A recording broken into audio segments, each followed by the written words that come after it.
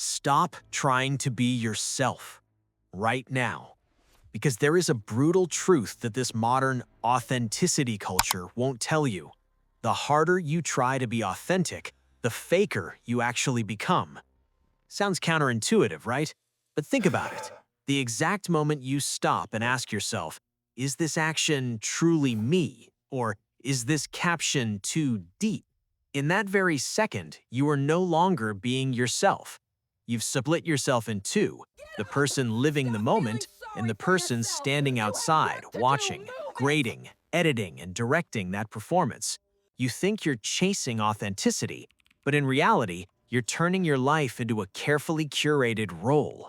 You become your own supervisor, your own harshest critic. And the result? It's not freedom, it's exhaustion, it's alienation from your own self, and it's a never-ending social anxiety because you're terrified of performing the role of you incorrectly. Over the next 30 minutes, I'm not going to give you cliché advice like, just be confident. We are going to dissect your brain through the lens of neuroscience to see what actually happens inside your head when you perform authenticity. We're going to dive deep into philosophy to understand why the very concept of the self you're trying to protect might just be a spectacular illusion. And most importantly, I'm going to give you a blueprint to escape this trap, so you can stop trying to be yourself and start actually living. This is why overthinking authenticity is making you lose your true self.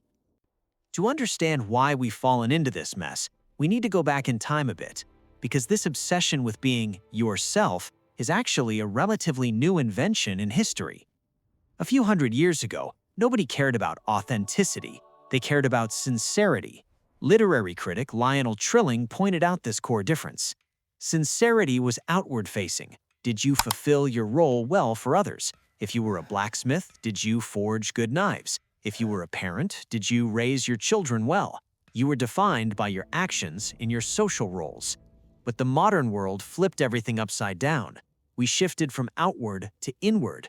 Now, fulfilling your role isn't enough. You have to find the real you buried deep inside, that unique, singular self, and express it to the world. It sounds liberating, but it's actually a massive psychological burden. Why? Because it forces you to become the content creator of your own life 24/7. Look at the app BeReal. Perfect example of this irony. It promises authenticity by forcing you to take a photo immediately when the notification goes off. No editing allowed. But what actually happens? The notification pops and you panic. You wait until you're doing something that looks interesting before you snap it. You frame the shot to look like you didn't frame the shot. A tool designed to force naturalness ends up creating a whole new layer of performance. That is exactly what I call the authenticity paradox. This paradox operates on what philosopher Alan Watts called the backwards law. Watts famously said, "Trying to float will make you sink, but trying to sink, by relaxing, will make you float." Similarly, the conscious effort to be happy makes you unhappy. And in our case, the conscious effort to be authentic is the very act that defines phoniness. Why? Because authenticity is a state of being, not an act of doing. When you turn it into a goal to strive for, you automatically separate yourself from it. You are playing the role of an authentic person. Philosopher Jean-Paul Sartre called this bad faith. He gave the example of a waiter in a cafe. He moves a little too quickly, he bows a little too eagerly, his voice is a little too solicitous. He isn't just a waiter, he is playing at being a waiter. He's trying to realize the image of the perfect waiter in his head. And that is exactly what we are doing every single day. We aren't living, we are performing the role of ourselves. We watch ourselves from a third-person perspective, wondering, what would the character me do in this situation? This detachment is the source of that emptiness and exhaustion you feel. But this isn't just philosophical fluff, it has a clear biological basis. Let's see what your brain actually looks like when you're trying to be real. So, what is actually happening inside your skull when you try to perform authenticity? Let's perform a little mind surgery. Part A. The neuroscience of faking it. Imagine your brain is like a company. Down on the ground floor, you have the limbic system and the amygdala. These are your frontline workers. They handle emotions, instant reflexes, fear, joy.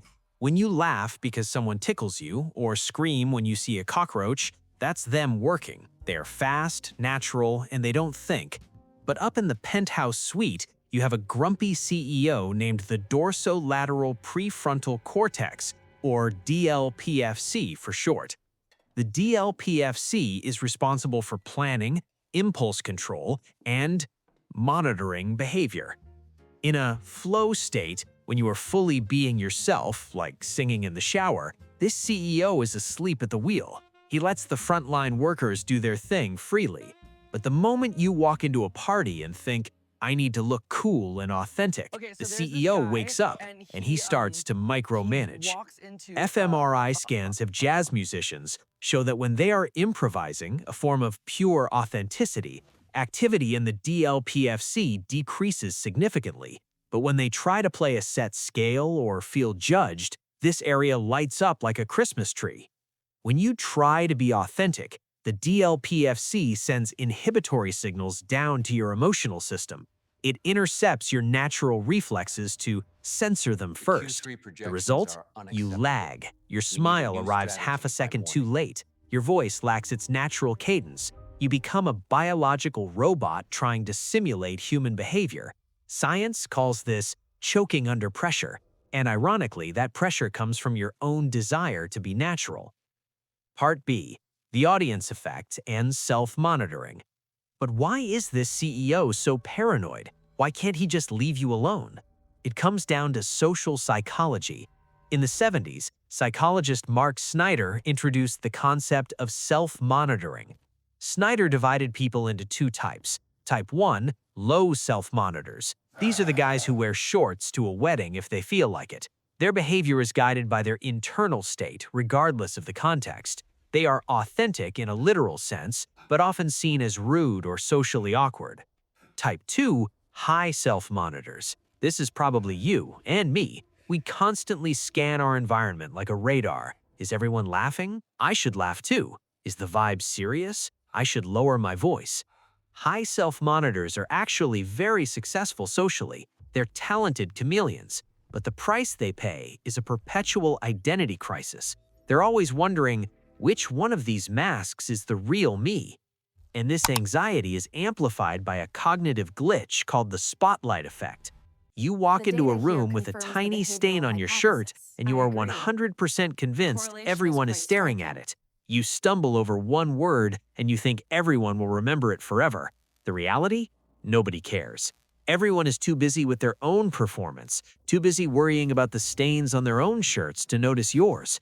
You were performing a monologue to an empty theater. Part C. The cost, the alienation of self. When you combine a micromanaged brain with a paranoid fear of being watched, you get the ultimate consequence, spectatoring.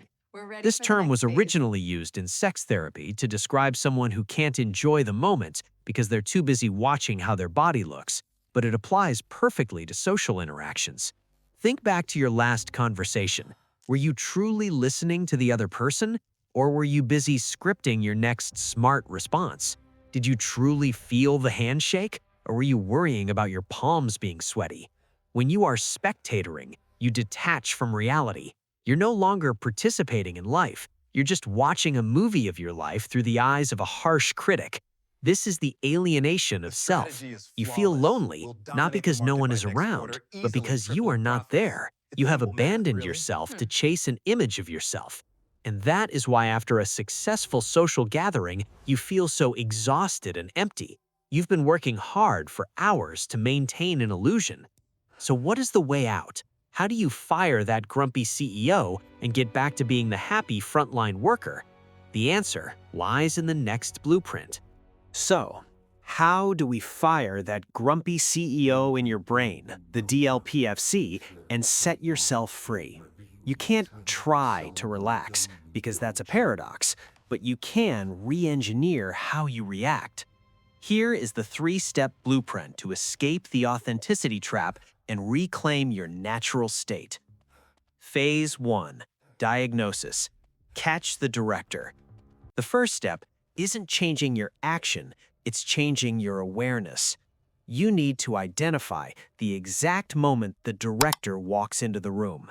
It's that split second right before you tell a joke, but you swallow it because you're afraid it's lame. It's the moment you adjust your posture to look cooler.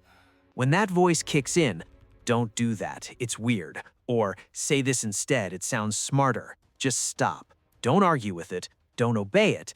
Just label it. Say to yourself internally, ah, this is monitoring. This isn't me. This is a defense mechanism at work. Naming the monitoring helps you detach from it. You are no longer the panicking actor. You become the calm observer. Phase 2, stabilization, the spotlight shift. When social anxiety hits, it's because the spotlight is shining directly on you, in your imagination. The trick is, grab that spotlight and shine it outward. We're going to use a technique called external anchoring. When you are talking to someone and feel yourself starting to perform, immediately shift your attention to 3 details on their face: their eye color, the crinkles when they smile, or how they move their hands. Or if you're alone, focus on the sensation of your feet touching the ground, or the ambient sound of the room. Why does this work? Because the human brain cannot do 2 things at once at full capacity. You cannot critically observe the outside world and critically monitor your inner self at the same time. By forcing your brain to be curious about the outside, you force the CEO in your head to go to sleep. Curiosity is the only antidote to self-consciousness. Phase 3, upgrade, calculated imperfection.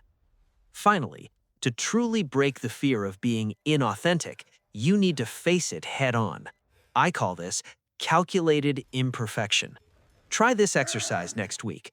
Deliberately make small mistakes in social interactions. Stumble over a word and don't correct it. Let an awkward silence sit for 3 extra seconds and don't try to fill it. Admit you don't know something that you should know. What is the goal? It is to prove to your primal brain, your amygdala, that when you are imperfect, the sky doesn't fall. People don't hate you. In fact, they often find you more relatable. This is the concept of Wu Wei in Taoism, effortless action. You become your most authentic self when you allow yourself to be messy, to be flawed, and to be a chaotic human being. Stop trying to build a personal brand of being authentic. Just allow yourself to be a person who is living. Finally, lock this metaphor into your mind. Authenticity is exactly like sleep. You cannot try to sleep. The more you grit your teeth, clench your fists, and command your brain to sleep now, the more awake you become. You can only let go, create the right conditions, and let sleep come to you. Authenticity is the same. It is the absence of effort, not the result of effort. Your most authentic moments are not when you are trying to show your personality or your real self to the world. No, it is when you forget yourself completely. It is when you laugh until your stomach hurts at a stupid joke with your friends. It is when you are so lost in your work that you forget to eat lunch. It is when you ugly cry at a movie without caring how distorted your face looks. In those moments, there is no monitor, no director, no spotlight. There is only life flowing through you. So my final advice to you is a paradox. Stop taking yourself so seriously. Let go of the burden of having to be special, of having to be unique. Ultimate freedom is not found in building a perfect image. Freedom is found in realizing that you don't need to perform anything at all. The world doesn't need more perfect copies. The world needs messy, contradictory, sometimes silly, but truly living human beings. And now, I want to hear from you. Let's be honest for a second. What is the most cringe-worthy moment where you tried to look cool, deep, or authentic, but failed miserably? Share your story in the comments below. We will read them and laugh about them together, because that imperfection is the very thing that connects us all. If this video helped you drop that invisible weight, Reframing. hit the like button and subscribe to Psych Blueprint. We are here to provide blueprints for a free mind, not a pretty image. Thank you for your time. Don't try, just be.